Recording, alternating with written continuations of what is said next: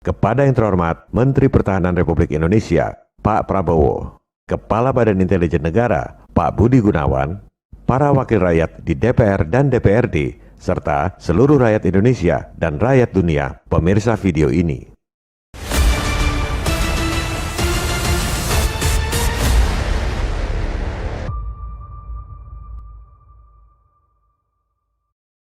Masalah utang negara bukan cuma masalah ekonomi, tapi masalah besar buat ketahanan nasional, kedaulatan negara, dan kesejahteraan rakyat.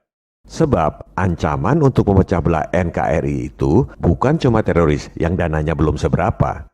Betul itu ancaman, tapi di zaman now, ancaman ketahanan nasional yang paling besar untuk menghancurkan keutuhan NKRI adalah ekonomi lewat utang. Menghancurkan negara tanpa sebutir peluru. Penjajahan zaman dulu jurusnya divide et impera, divide and conquer, pecah belah dan taklukkan.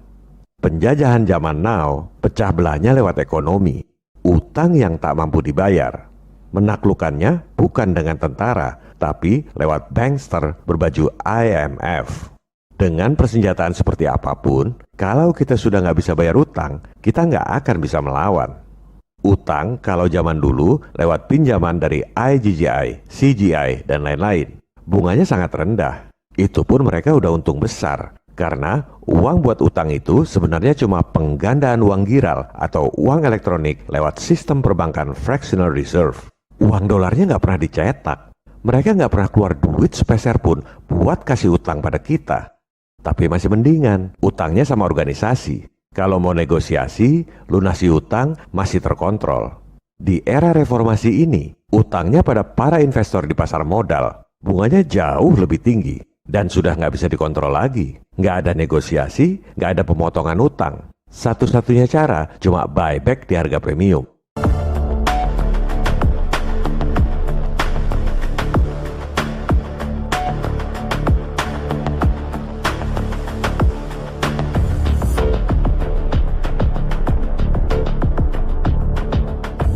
Sekarang ini pemerintah udah nggak mampu bayar bunga utang, sehingga harus nambah utang buat bayar bunga utang.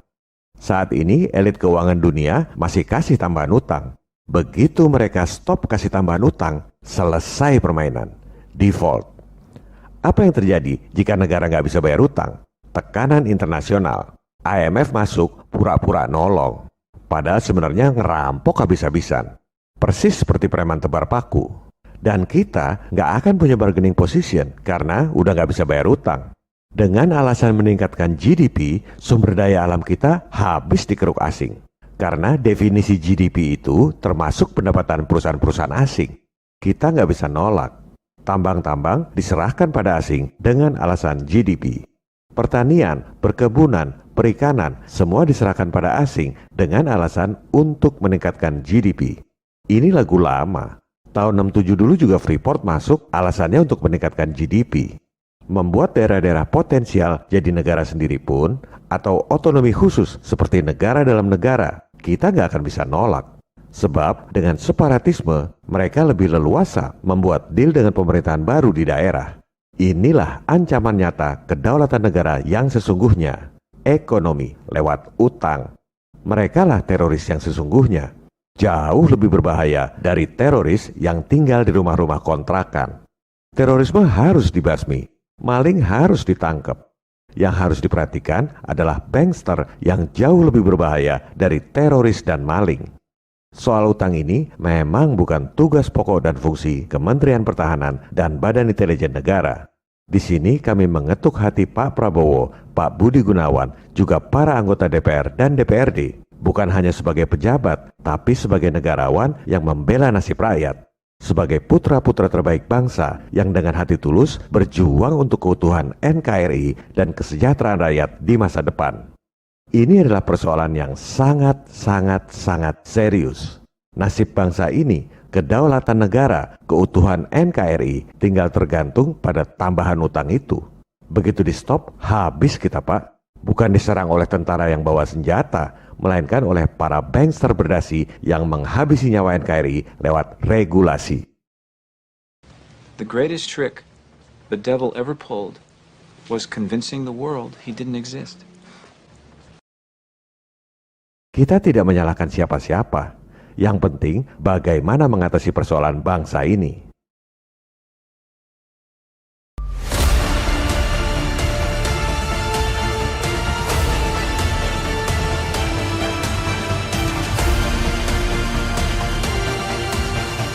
Mengapa kami begitu gigih menyampaikan hal ini? Kami ini bukan cebong, bukan kampret, bukan kadrun. Kami nggak punya motif tersembunyi untuk ekonomi maupun politik. Kami nggak cari panggung karena ingin jabatan. Kami adalah anak-anak bangsa yang menyampaikan suara kebenaran untuk mencerdaskan kehidupan bangsa, serta mengawal tujuan bernegara melalui investigasi jurnalistik yang bisa dijadikan rujukan untuk menyelesaikan persoalan bangsa. Salah satu contoh investigasi jurnalistik adalah yang dilakukan oleh 2 orang wartawan The Washington Post, membongkar skandal Watergate. Itu terjadi karena para elit lokal di Amerika menindaklanjuti informasi Watergate itu. Kalau investigasi jurnalistik itu tidak ditindaklanjuti, dipetieskan, nggak akan ada skandal Watergate. Cuma bedanya, soal utang ini bukan skandal untuk menjatuhkan pemerintahan. Yang berbuat skandal itu adalah elit keuangan global. Elit lokal, termasuk para pakar, profesor, doktor, dan lain-lain, nggak sadar mengikuti sistem. Sehingga semua orang bekerja tanpa sadar untuk kepentingan elit global. Kenapa kita utang pada asing? Karena sebagian besar orang, termasuk para pakar yang cuma pinter textbook, mengira bahwa untuk nyetak duit itu harus punya aset emas atau sumber daya alam. Kita ini miskin, aset kita nggak cukup, makanya kita ngutang. Mari kita buktikan bahwa asumsi, persepsi, dan teori tersebut tidak sesuai dengan fakta di lapangan. Kita gunakan fakta dokumen yang kredibel. Jangan hanya pendapat pakar, profesor, doktor yang cuma pinter textbook. Silakan buka laporan keuangan dari 3 bank sentral. Bank Indonesia atau BI, Federal Reserve atau Fed, dan Bank Negara Malaysia atau BNM. Neraca itu terdiri dari aset dan kewajiban. Kita lihat di bagian kewajiban, jumlah uang dalam peredaran di 3 bank sentral tersebut. Kemudian, lihat di bagian aset. Apa aset yang merupakan dasar untuk menerbitkan uang? Emas? Bohong. Aset untuk menerbitkan uang adalah bon utang tanpa agunan. Di buku BI, namanya doang keren. Aset keuangan untuk pelaksanaan kebijakan moneter. Ini aset terbesarnya. Aset yang jadi dasar untuk pelaksanaan kebijakan moneter, termasuk menerbitkan uang, adalah bon utang tanpa agunan. Pendidikan sekolah menyebutnya sebagai surat berharga.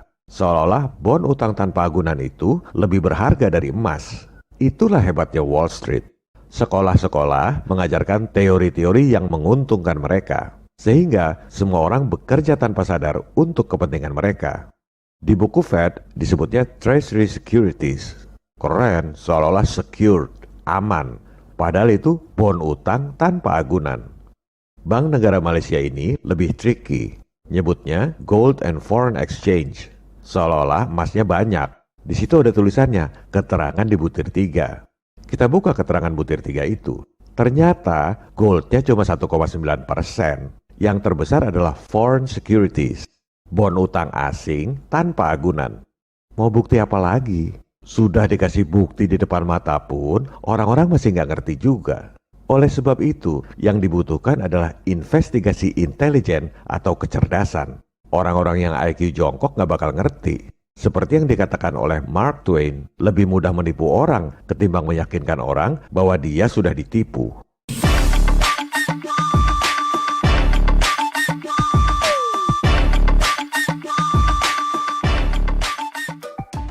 Dengan fakta-fakta dokumen ini, berarti terbukti bahwa persepsi dan teori bahwa kita nggak mampu biaya pembangunan sehingga harus ngutang sudah terpatahkan secara tidak terbantahkan. Supaya negara terus tergantung pada utang, mereka mempropagandakan soal hyperinflasi supaya orang ketakutan. Seolah-olah kalau nyetak duit sendiri itu inflasi, kalau ngutang nggak inflasi. Pada episode lalu, kami sudah buktikan dengan fakta dokumen yang tidak terbantahkan bahwa per November 2020, di luar uang resmi yang diterbitkan dan dibukukan oleh BI, ada lagi penambahan uang dalam peredaran sebesar 5.900 triliun yang berasal dari utang. Baik nyetak duit sendiri maupun utang, sama-sama nambah uang dalam peredaran, sama-sama inflasi. Terus, buat apa ngutang? Ini semua data resmi dari BI, tapi nggak ada satupun orang yang sadar bahwa utang itu mengakibatkan inflasi. Kebohongan global ini harus segera diakhiri sebelum terlambat, sebelum kita menyerahkan kedaulatan negara akibat nggak bisa bayar utang. Jangan harap ada solusi dari Menkyu. Solusinya cuma nambah utang buat gali lubang tutup lubang, tanpa memikirkan bahwa begitu utangan di stop, kita menyerahkan kedaulatan negara pada asing lewat regulasi. Ini merupakan bahaya laten buat ketahanan nasional dan kedaulatan negara.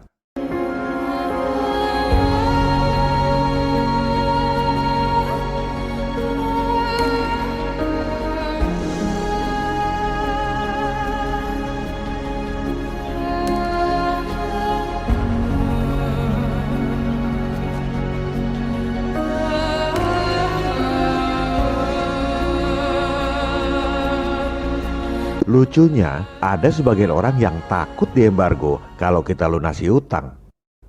Diembargo itu justru kalau kita nggak bisa bayar utang, bukan kalau lunasi utang. Jangan dibalik-balik. Sama bodohnya dengan bilang, jangan lunasi utang bang, nanti banknya marah, mereka kirim debt collector. Padahal debt collector itu datang justru kalau kita nggak bisa bayar utang. Tadinya kami mau bahas cara menggandakan uang dolar 25 kali lipat di Indonesia tanpa menggunakan bank sentral. Ini bisa digunakan sebagai solusi buat bayar utang maupun buat biayai pembangunan.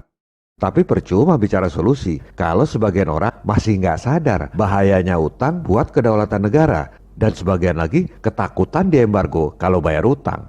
Oleh sebab itu, di episode 33B mendatang, kita bahas dulu fakta bahwa Cina itu nggak nurut-nurut amat pada IMF dan WHO. Buktinya nggak diembargo. Mereka bermain dalam sistem, dapat untung dengan mempermainkan sistem. Itu tujuan kita.